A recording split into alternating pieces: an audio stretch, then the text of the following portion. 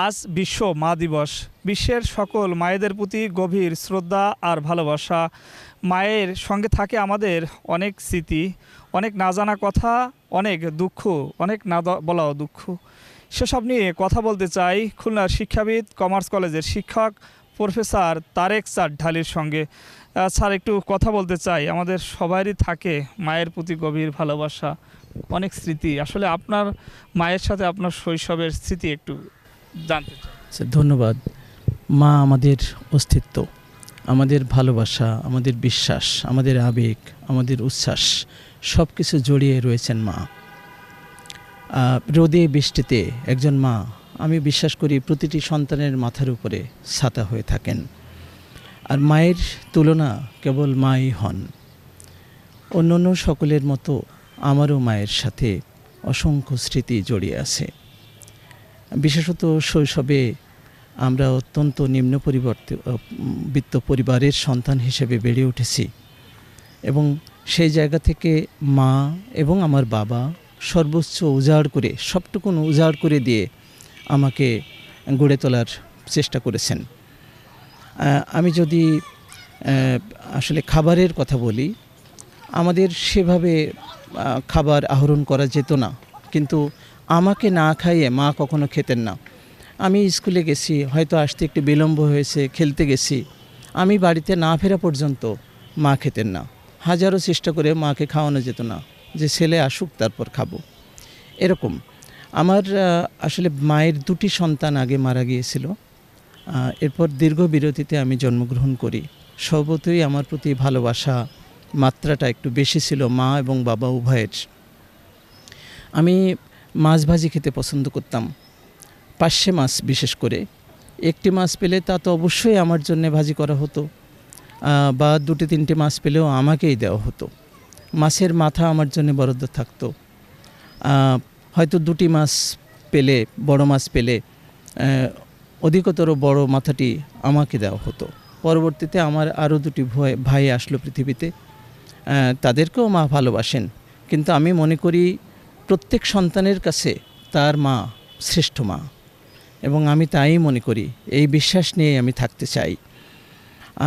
আরেকটি বিষয় আমি বলবো যে আমি খুব শীত কাতর।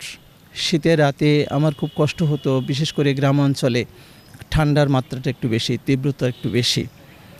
তো আমাদের ওভাবে লেপ কম্বলের প্রাচুর্য ছিল না, কিন্তু আমার মা আমার গায়ের উপরে যা কিছু আছে চাপিয়ে দিতেন।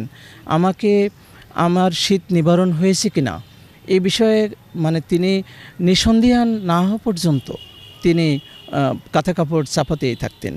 এটাই হচ্ছে মা। নিজের শীত নিবারণের কিছু আছে কি না এটা তারা ভাববেন না।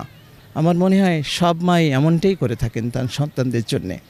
আরেকটি ঘটনা আমি এখানে ঘটনার উল্লেখ করতে চাই, সেটা হচ্ছে আমার কাঁধে একবার টিউমার হয়েছিল। সেটা অবশ্য আমি অনেকটা বড় হলে, তা মা সবসময় হাত বুলাতেন এবং বলতেন যে তোমার এই টিউমারটা অপারেশন করতে হবে।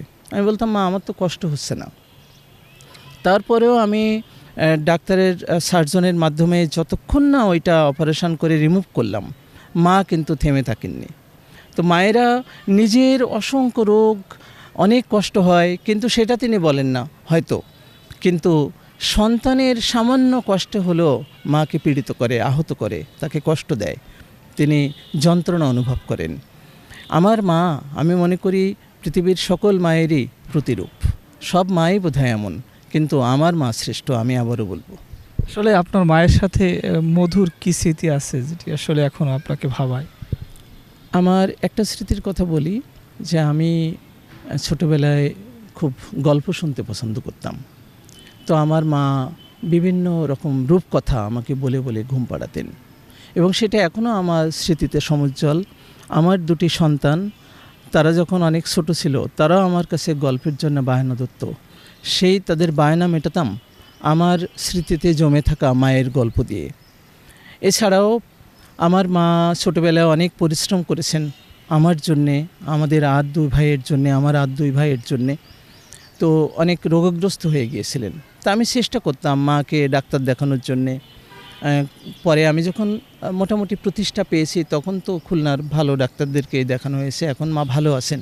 তো ওই সময় চালনা বাজারে আমি হেঁটে হেঁটে নিয়ে যেতাম। তো আমি যখন অনেক দূর, এখন তো লঞ্চে যাওয়া যায় বা বাসে যাওয়া যায়, অনেক রকমের যোগাযোগ আছে। তখনও হয়তো লঞ্চ যোগাযোগে যাওয়া যেত, কিন্তু আমরা পয়সা বাঁচানোর জন্য হেঁটে হেঁটে যেতাম। বাবা বলতো, মা বলতেন তোমার কি কষ্ট হচ্ছে? তো এই যে মার তো আমার চেয়েও কষ্ট হচ্ছে, তিনি রোগগ্রস্ত, কিন্তু তার কষ্টের কথা তিনি ভাবছেন না আমার কষ্ট হলো কি না। এটাই মার সবসময় চিন্তা ছিল, ভাবনা ছিল। তার ভাবনা জুড়িয়েছিলাম আমি। আসলে আপনার মায়ের সাথে কি এমন রয়েছে যে আসলে যেই কথাটা তাকে বলা হয়নি, না বলা আপনার কি কথা? আসলে মাকে আমি অনেক ভালোবাসি।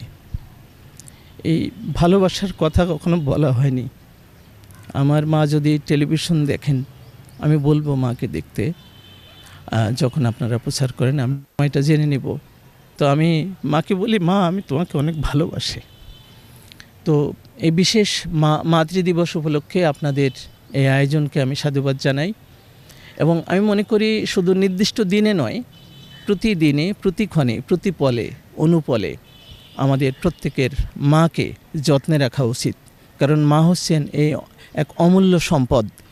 মায়ের সাথে উচ্চস্বরেও কোনো সন্তানের কথা বলা উচিত নয়।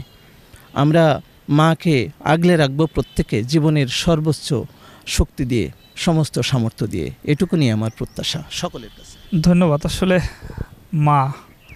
মা থাকুক তার সম্মানের স্থানে, মার স্থান না হোক কোনো বৃদ্ধাশ্রমে, মা থাকুক আমাদের সর্বোচ্চ উপরে। এটি আজকের মা দিবসের কামনা।